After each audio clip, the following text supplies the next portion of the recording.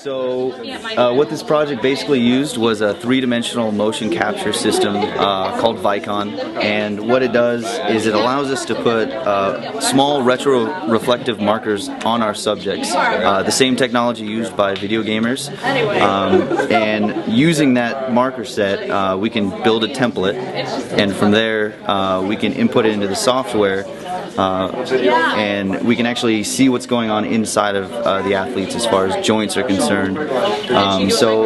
With a study like ACL injury, where we need to see inside of a joint capsule, the motion capture system gives us a three-dimensional view of this athlete during dynamic movements where they're the most at risk for injury.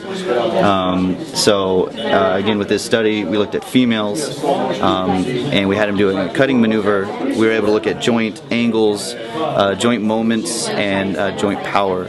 So it was extremely beneficial, and without this type of software we could not have even come close to doing this type of work. So highly beneficial. I study the cerulean warbler. It's a state endangered songbird, neotropical migrant. This is a photo of it right here. And this species is actually one of our fastest declining wood warblers. It's declining at about 4.1%. There are real reasons why we should think about conserving this species, and right now populations are continuing to decline, and so we have to figure out sort of what's going on the landscape and how we can go about managing for this species. It turns out that we might actually be able to use playbacks, or these broadcast vocalizations, to lure birds either out of sync habitats or marginal habitats into preferred optimal habitats. And it turns out that many of us, we don't even know it, but you can access an app on an iPhone that gives you the ability to use playback, where you can get any bird's vocalization and play that vocalization to get that bird to come in. So this has beneficial aspects, but it also can have deleterious aspects, right? If you overuse a playback, this can increase cortisol levels and stress hormones, and it can really be a disservice to birds. But I think if we use it in intelligent ways, we can get birds to move into these areas where we can control for limiting factors like brown-headed cowbirds, which are brood parasites, also predators, and we can really do a lot to help prevent the further decline of vulnerable species like the cerulean warbler. We're working with the City of Greenfield as an evidence collection, basically a camera system. The City of Greenfield has a problem with the rising population, and with that, a shrinking budget.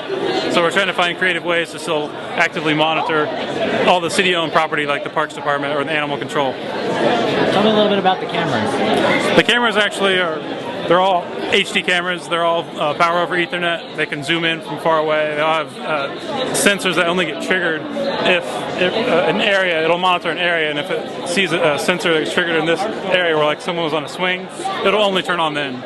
This is not a Big Brother camera system. It is very much just to protect the government-owned property, that type of thing.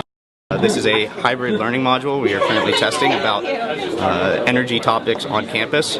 We have students use smartphones to navigate to locations on campus to learn about energy topics such as geothermal, daylighting, solar power, things like that.